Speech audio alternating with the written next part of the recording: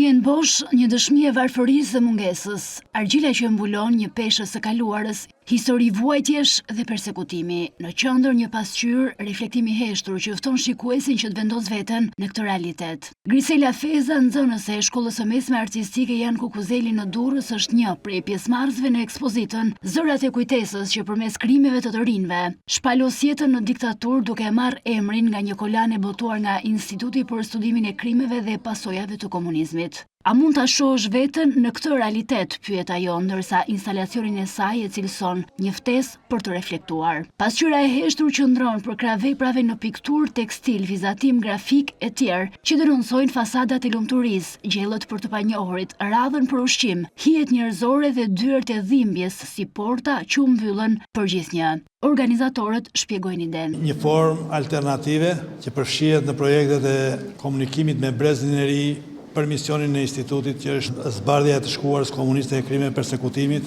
Mbi Zërat e kujtesës lindi kjo ide që ndoshta nxënësit mund t'i lexonin gjithashtu dhe mund ta shfaqnin ato që përjetonin gjatë leximit të tyre. Arritën të përtojnë domethënë në histori kaq të ndjeshme, jemi ulur, kemi biseduar gjatë dhe jemi munduar që të krijojmë një empati, po themi, me historitë të kaluarës. Të rinj t'u japin fytyrë zërave të harruar që rrëfejnë. Ekspozita qëndron e hapur për 2 ditë pranë piramidës.